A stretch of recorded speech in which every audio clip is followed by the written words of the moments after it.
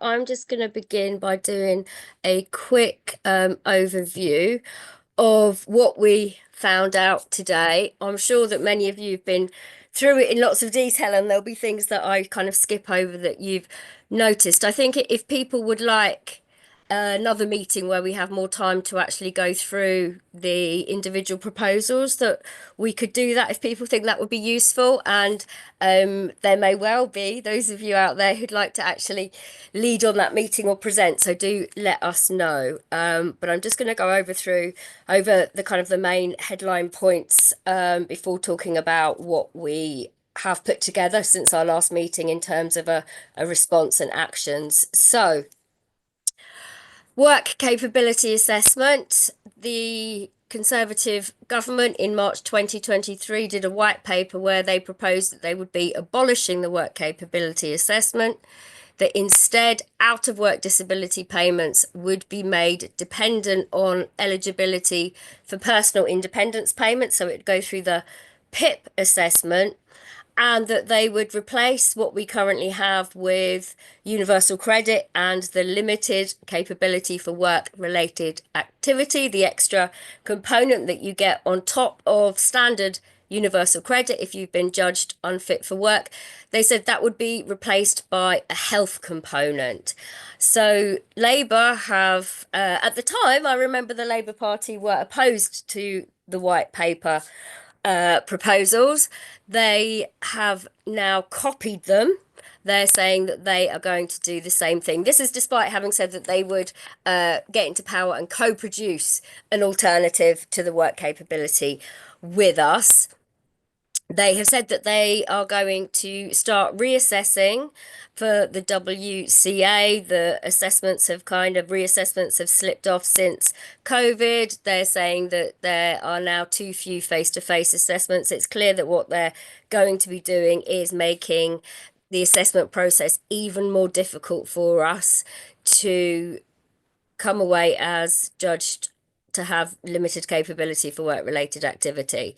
They're saying that they are going to have a safeguarding review. The Work and Pensions Committee is due to report on their safeguarding of vulnerable adults review that they've had. And this does just sound like it sounds very tokenistic, and they're just going through the motions to be able to pretend that they're protecting people, given that they're about to ramp up reassessments with an aim of reducing numbers of people who are on out of work benefits. They say they're going to try and encourage people who are on out of work benefits to try work through what they're calling a right to try, but actually there's not really any barriers stopping anyone from doing that now. They have said that they're going to freeze the out of work disability component and instead increase the standard universal credit rate, which is welcome, because universal credit, how much people get on that, and the equivalent of job seekers is too little. However, it is extremely regressive to be freezing out of work disability components in order to fund that. They said that out of work disability benefits will not be able to be claimed by people who are under 22 years of age. All young people 18 to 21 need to be actively in education or work search, with some exceptions. And this is where it their proposals, there's lots of detail that's missing, and how it's actually going to work is a whole other question. There's always going to have to be exceptions, and it's about where the line is drawn with those exceptions, but that is also where we will have space to be able to push them. So it feels frightening, and because we don't know exactly what it's going to look like. This is all up in the air now. But we will be able to push on each of these points as it comes through. I should have said that with the health component, what they're saying with that is that there's no longer going to be any blanket protections from mandatory activity. They're saying that, of course, they realise that there are some people who won't be able to engage with job centres, but they're saying that there will be an expectation on everyone to engage in some form of work conversation. But again, they're qualifying with that well, there will be some people who won't be able to do that. Now, we know the numbers of people who won't be able to do that are actually quite big. So, again, it's the workability of any of this which is in question, and which is a point on which I think we can make all of this fall down. They're saying they are planning to merge contributions based job seekers allowance and contributions based employment and support allowance. It will be paid at the rate of ESA, which is higher, which is good, but they're going to time limit it, which is absolutely awful for people who are not going to be able to return to work. They're saying they're going to invest £1 billion on employment support for disabled people. And again, the workability of this. Well, where are the jobs for people to go to? We know that there's a lot of bad work out there that's actually worse for people and worse for disabled people than not being in employment at all. It feels like this is just money that they're going to throw away for the sake of being able to say they're doing this. We're all very aware of the huge backlogs with access to work. I think at the end of 2024, there were 55,500 cases that were outstanding. They're saying they'll do a review, but they don't mention the backlogs at all. What they say is they're going to try and place additional responsibilities on tackling employers to be meeting reasonable adjustments for their workers. Well, good luck with that. They're saying that they're going to invest in adaptations for workers, but we know that the real costs come come into the question of ongoing support for people, support costs, and that's where they don't want to put the money. So nothing they've said about how they're going to review access to work is reassuring at all.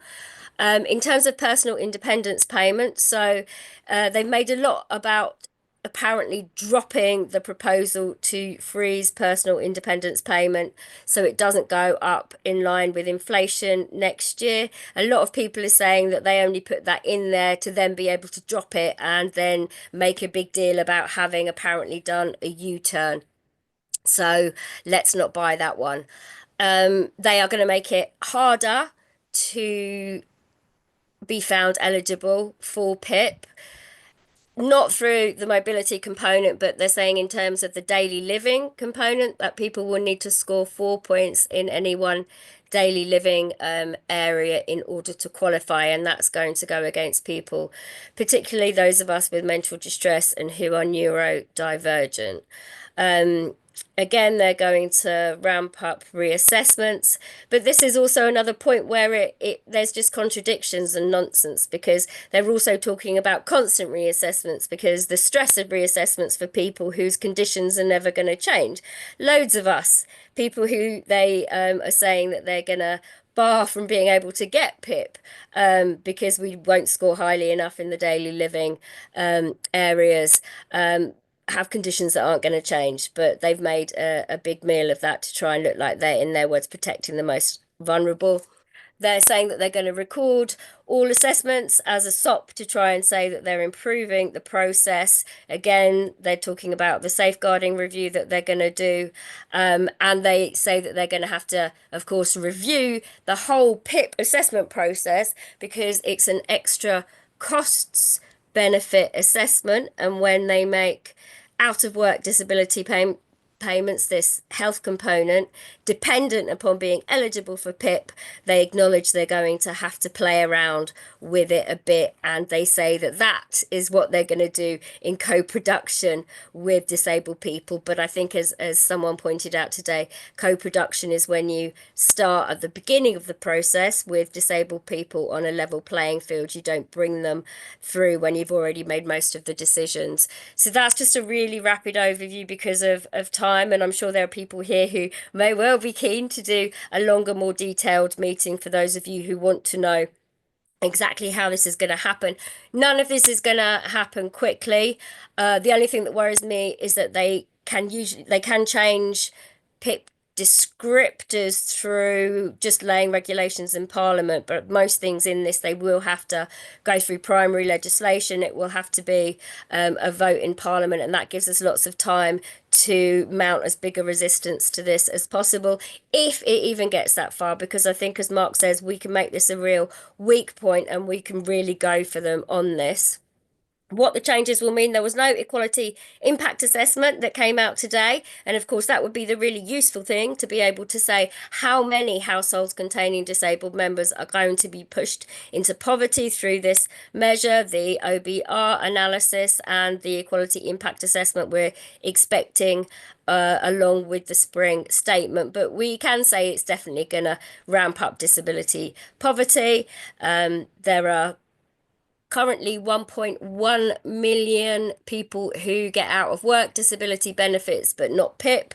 They say they're going to review PIP to make the PIP assessment to make it tailored towards also being appropriate for testing eligibility for this health component. And at the same time, they're going to be making PIP much, much harder for certain groups of people. So if that goes through, then that could have very horrendous consequences in terms of poverty, but that's why we mustn't let it get that far. And there will definitely be an impact on child poverty. I think 870,000 households living in poverty currently are in receipt, with children living in poverty are in receipt of PIP.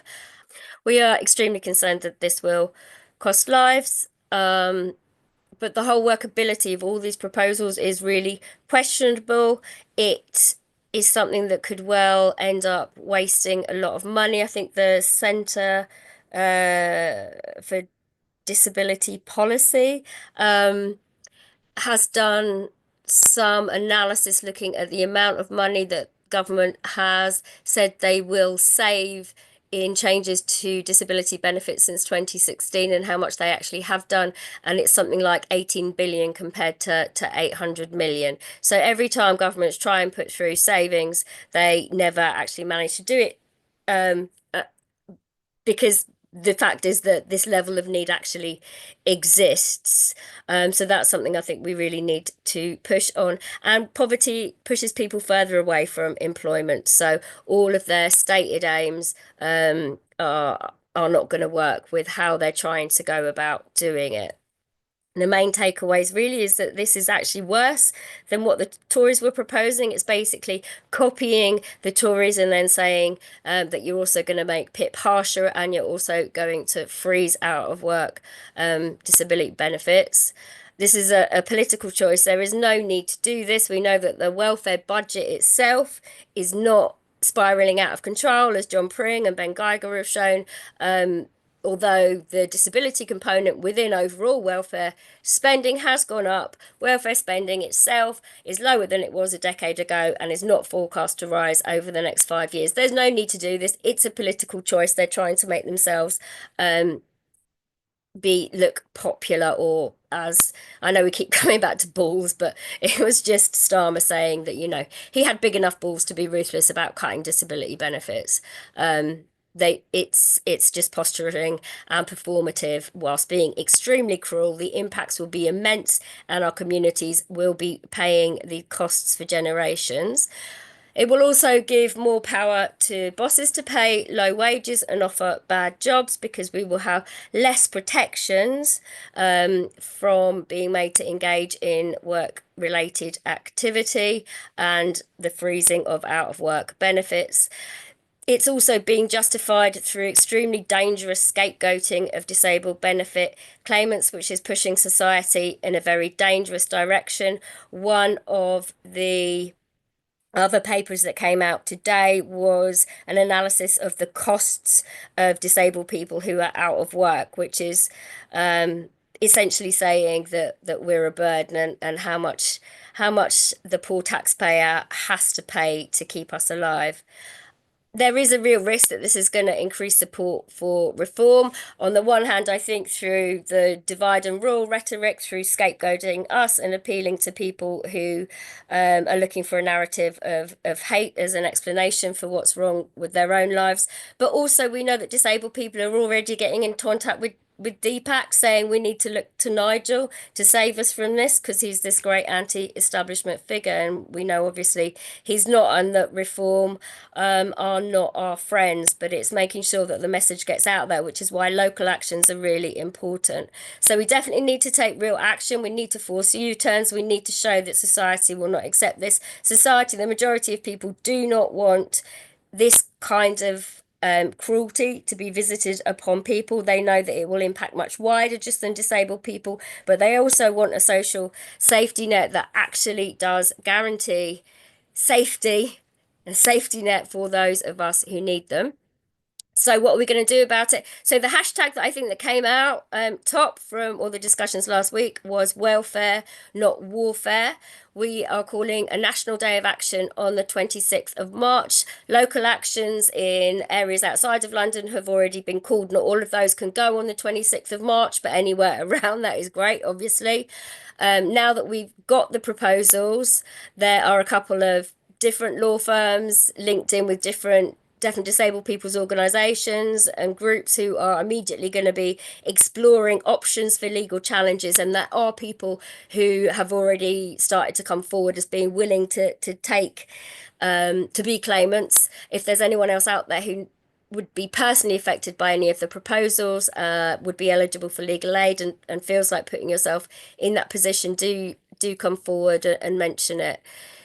This is a consultation. The green paper is a consultation. So we would encourage people to do that, to respond. It can feel disheartening when you know that the responses might not be listened to, but it's always worth piling in and letting them know the level of opposition they're going to face if they try to make changes. When the Conservative government did their consultation on PIP reforms, that was when they talked about voucher payments and means testing, which they then dropped. There were 16,000 responses, and I'm sure that level of response encouraged them to want to drop the idea. Please do keep up letters to constituency MPs and try and arrange to meet them, ramp up the pressure, especially those, what is it, 32 MPs who signed the letter in support of these changes. Some of them have very, very small what do they call it? The margins. They're very marginal constituencies. Make sure MPs know that they could be voted out over this issue. A lot of the MPs speaking in the debate today talked about letters in their and emails in their inboxes, and they do gauge how much people care about issues by how much people write to them. So even though you might, not want to get back just the party line, it does make a difference to do it if you can. Parliamentary activity. So Meg Thomas, who spoke at the last meeting, who coordinates the Anti-Disability Benefits Coalition, we had a big meeting in Parliament yesterday. A lot of MP allies did actually come, and they'll be working with us to just keep the pressure up inside Parliament, making difficult contributions, asking difficult questions. People have already started talking to us and asking about doing street stalls. It's really important to do those to raise awareness about what's happening, so that if anyone's frightened, they know there is a fight back, how to join in. Also raising awareness with the population in general about what's happening to put pressure on those MPs. Getting letters and articles in local media, again, to keep up that pressure and raise awareness. And then we can have conversations after the 26th of March about building towards a further date of action when the consultation closes.